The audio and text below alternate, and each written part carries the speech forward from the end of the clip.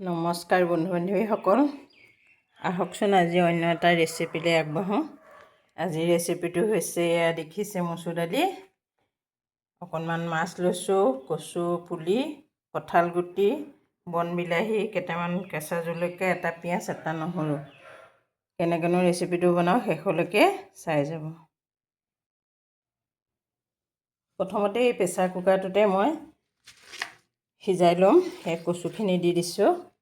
এইপিনে এয়া কঁঠাল গুটি দেখিছে, এই কঁঠাল গুটিকেইটাও দি দিছোঁ। অকণমান পানী দি সিজাই ল'ম। গোটেই বস্তুকেইটা একেলগে দি মচুৰ দালিকেইটাও ইয়াতে দি দিছোঁ।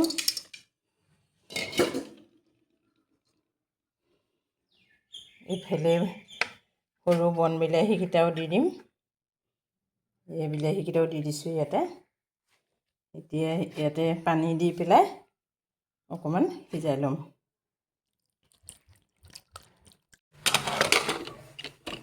এতিয়া অকণমান এটা বা দুটা হুইচেল দিব লাগিব, বেছি হুইচেল দিব নালাগে।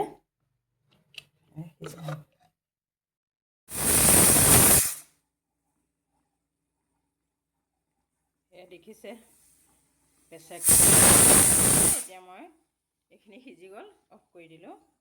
দেখিছে গছৰ মধুৰিআম, মানুহজনে আকৌ এয়া মধুৰিআম এটাও কাটি দিছে। কৈছে বোলে তুমি ভাত বনোৱা, ৰেচিপি বনোৱা, কি বনোৱা বনাই থাকা, মোক চাহ একাপ বনাই দিয়া। আকৌ এইফালে এয়া চাহ বহাই দিছোঁ। এইপিনে ভাতৰ এয়া প্ৰেছাৰ উঠাই দিছোঁ, প্ৰেছাৰ কুকাৰ। এতিয়া এয়া মই মধুৰিআম খাই আছোঁ, এইফালে তেখেতলৈ চাহ বনাই আছোঁ। চাই যাব শেষলৈকে। এয়া ভাত বনাই থাকিলে মাজে মাজে মানে চাহ অকণমান বনাই দিবই লাগে। ভাল পায় 12:30-1টামানত চাহকণ খায়। এয়া চাহকাপ হৈ গ'ল। মই এতিয়া এই মানুহজনক এয়া চেকি দিছোঁ। দেখিছে ধুনীয়া চাহ হৈছে। আদা দি পেলাই বনাইছোঁ। এয়া এইফালে ৰৈ আছে চাহ খাবলৈ এজন। লোৱা চাহকাপ। এয়া তেওঁ ভাত বনাই থাকিলে চাহ একাপ খায়, কাৰণ মানে মোক গোটেইখিনি এইবিলাক কাটা চিঙা কৰি দিয়ে। ভাল পায় শাক পাচলি কাটি ছিঙি। এইফালে ভাত হৈ গ'ল। কেৰাহী গৰম হৈ গ'ল। এয়া মই মাছ ভাজিবৰ কাৰণে তেল দি দিছোঁ। এইফালে মাছত নিমখ হালধি সানি দিলোঁ। মই এনেকৈ জোকাৰি জোকাৰি মাছত নিমখ হালধি সানো। ভিডিঅ' চিডিঅ' কৰি থাকিলে কোনো গুৰুত্ব নাই, খালি পাচলি কটাত ব্যস্ত। দেখিছে তেল গৰম হৈ গ'ল। এতিয়া মই মাছকেইপিচ ভাজি ল'ম।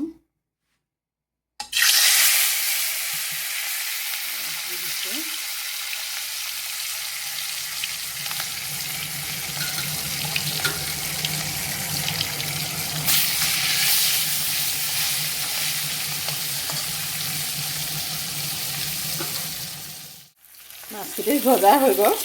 মই এতিয়া নমাই ল'ম।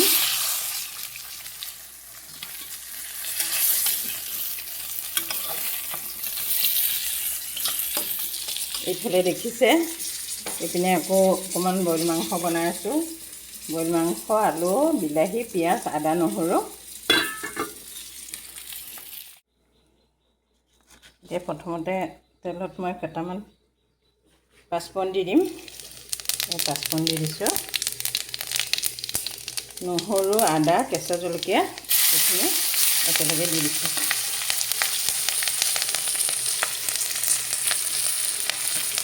কাটি ৰখা পিঁয়াজকণো দি দিছোঁ। এতিয়া একেলগে ভাজি ল'ম। বন্ধু বান্ধৱীসকল, এয়া খাচেং টেঙা বুলি কয়। এয়া এই টেঙা পাত কেইটামানো দি দিছোঁ। ভালকৈ ভাজি ল'ম। গতিকে মানে সিজাওঁতে দিব নালাগে, এনেকৈ তেলতে অকণমানকৈ ভাজি ল'ব লাগে। সোৱাদ অনুসৰি নিমখ আৰু হালধি দি দিছোঁ।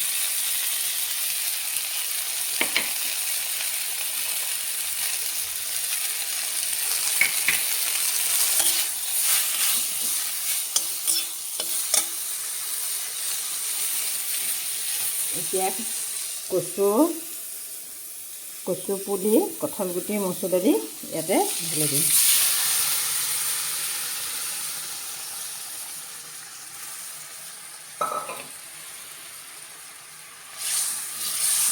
অকণমান ধুনীয়াকৈ অলপ সময়ৰ কাৰণে উতলিবলৈ ৰাখি দিছোঁ। তৰকাৰীখন ধুনীয়াকৈ উতলি আছে। এতিয়া মই এই ভাজি থোৱা মাছ কেইপিচ ইয়াতে এপিচ এপিচকৈ দি দিম।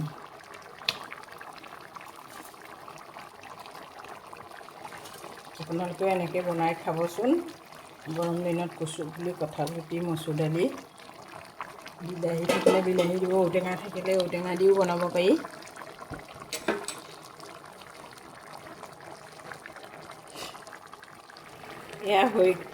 এয়া হৈ গ'ল। মই এতিয়া গেছটো বন্ধ কৰি দিছোঁ। এইখিনি এইফালে এইটোতে নমাই ৰাখি দিম। এইফালে বইল মাংসকণ এয়া হৈ গ'ল। এতিয়া এই গোটাকৈ দিয়া বিলাহীটো ইয়াতে অকণমান ভাঙি দিব লাগিব। এনেকৈ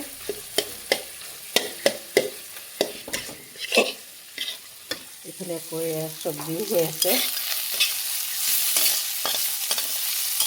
ভাতকেৰেলা, আলু আৰু নল কচু বুলি কয় যিটো কচুটো আৰু অকণমান ভেন্দিও দিছোঁ, 2-4টা। এয়া একেলগে এনেকৈ মিক্স কৰি ভাজিলে মানে খাই ভাল লাগে। বন্ধু বান্ধৱীসকল, আজি মই বনাই দেখুওৱা ৰেচিপি থালিখন আছিল এইখন।